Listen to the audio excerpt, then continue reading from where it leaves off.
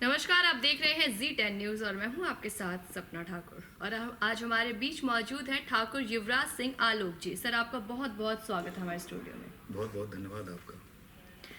तो आज हम चर्चा करेंगे बजट पे, क्योंकि बजट अभी रिलीज हुई है कुछ टाइम पहले और उसके बाद काफ़ी खलबली भी मची हुई है। कुछ लोग इसे बुरा बता रहे हैं तो कुछ लोग बहुत अच्छा बता रहे हैं। कुछ लोगों ने बोला कि ये लोगों के फेवर में है, यानी कि आम जनता के फेवर में है। तो कुछ जो विपक्षी पार्टी है वो बताए जा रहे हैं कि ये बोझ के तरीके से साबित किया गया है बजट को। तो सर, आप इस पर क्या कहना चाहेंगे? देखिए, सत्ता पक्ष बजट पास करता है। निर्मला सीतारमण वित्त मंत्री के रूप में 5वीं बार बजट पास की हैं और विपक्ष का वो अपना मूल कर्तव्य मान लेता है कि बजट कैसा भी हो उसका शुरू से लेकर अंत तक पूरा विरोध करना है और ये साबित करना है कि बजट बिल्कुल बेकार है, आम जनता पर बोझ है और इससे महंगाई बढ़ेगी और सारी चीज़ें खराब होंगी। ये एक सिस्टम बन गया है राजनीति का। ये करीब 2 दशक पहले नहीं था। लास्ट चरण इसका रहा चंद्रशेखर जी, अटल बिहारी वाजपेयी जी। उनके बाद में राजनीति में ऐसी चीज़ें आ गई कि विरोध के लिए विरोध नहीं, मनभेद हो गए हैं। मतभेद को तो देखा जाए, विचार अलग अलग हो सकते हैं, लेकिन मनभेद बन गए हैं। तो इस बजट का वही जो होना था हर बार विपक्ष करता है, पुरजोर विरोध किया और सत्ता पक्ष में अपने तरीके से इसको कि बजट किस किस रूप में अच्छा है उसे सही साबित करने की कोशिश की। लेकिन मेरा मानना यही है कि कोई बजट पास होता है, अधिकांश जनता जो हिंदुस्तान के 140 करोड़ में से है, लगभग 100 करोड़ पर इसका कोई सीधा असर कभी पड़ता नहीं है। कुछ समय बाद कुछ महीनों बाद या एक वर्ष के बाद इस पर घुमा फिरा कर इनडायरेक्टली फर्क पड़ता है।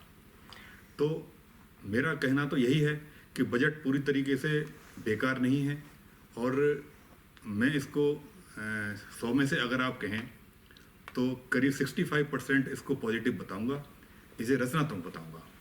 जी। यानी कि जैसे आपने कहा कि बजट जो है वो दीर्घकालीन है, लघुकालीन नहीं। अगर दीर्घकालीन नहीं होता तो आने वाले टाइम में चीज़ों की बहुत शॉर्टेज हो जाती कहीं ना कहीं। बिल्कुल बिल्कुल, क्योंकि ये प्रधानमंत्री मोदी जी के नेतृत्व में सरकार चल रही है और इसको हिंदुस्तान के लिए राजनीति से के चश्मे से ज़रा दूर करके देखें।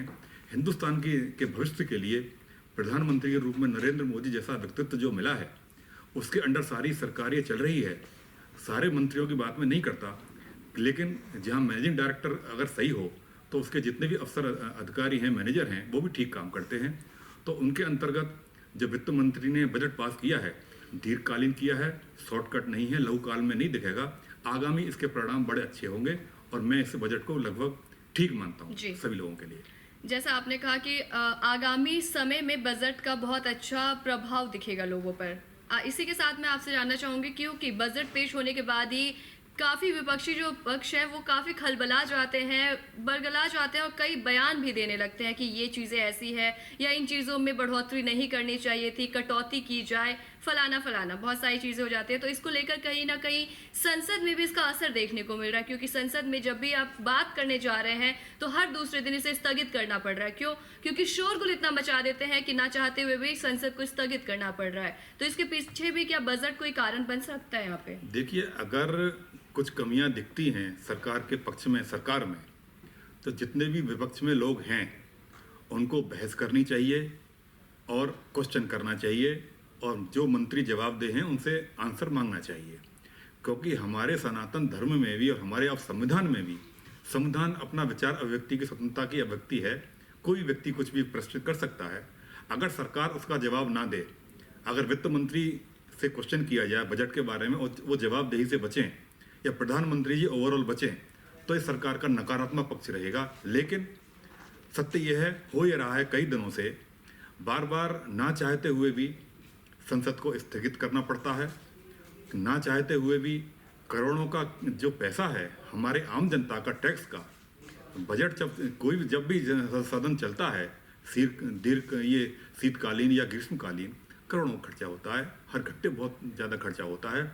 इसका ये लोग ध्यान नहीं देते, सिर्फ नारेबाजी कर रहे हैं, फिर शोर शराबा कर रहे हैं, सिर्फ मतलब उस तरह का हुड़दंग कर रहे हैं जो एक दबंग व्यक्ति करता है। सरकार में बैठे हुए सांसद के लिए ये शोभा नहीं देता और कई बार प्रेसिडेंट के बार बार चेतावनी देने के बावजूद भी वो चीज़ नहीं मान्य हो रही है, तो वो बड़ा शर्मनाक है, उसकी मैं आलोचना करता हूँ। यहाँ पे एक और सवाल आपसे जानना चाहेंगे कि जैसे विपक्षी दल हमेशा सत्ता वाली पार्टी पे उंगलियां उठाती है कि इनकी वजह से इन्होंने ये खराब कर दिया या कई ऐसी चीज़ें पारित की है जिसपे कि आम जनता पे प्रभाव पड़ेगा।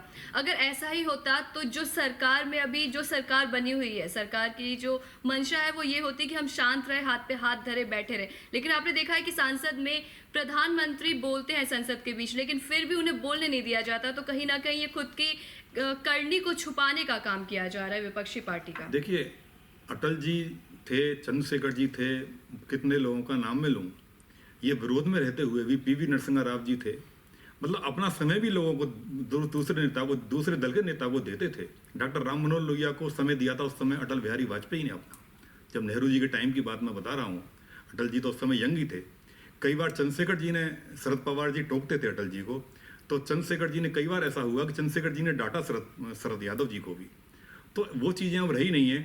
अब सिर्फ हाय हल्लड़ करते हैं, क्योंकि सत्य ये है, सच्चाई देखिए ये है, जो मैं मानता हूँ, अगर मैं गलत नहीं हूँ, क्योंकि विरोधी दलों के पास, विपक्ष के पास कुछ बोलने को है नहीं। यानी कि मुद्दा खत्म हो गया तो हल्ले मचा दो। क्योंकि क्वेश्चन पूछने के लिए भी अक्ल चाहिए, दिमाग चाहिए। आप किस चीज़ पे आलोचना करेंगे सरकार की? आप पे कुछ है नहीं बोलने के लिए, आप पूछिए ना। बोलने के लिए, जवाब देने के लिए प्रधानमंत्री जी खुद हैं और उनके सारे मंत्री हैं। अगर वो जवाब देने से बचते हैं तब हम इस सरकार का विरोध करते।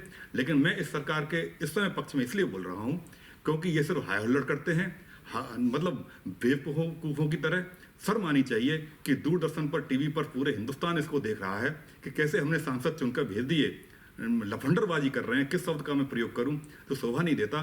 तो वो चीज़ उनको नहीं करना चाहिए। और जब अध्यक्ष जी बोलते हैं बार बार, उसके बावजूद उन पर असर नहीं पड़ता, तो क्या उनको मारा जाए, धमकाया जाए संसद में?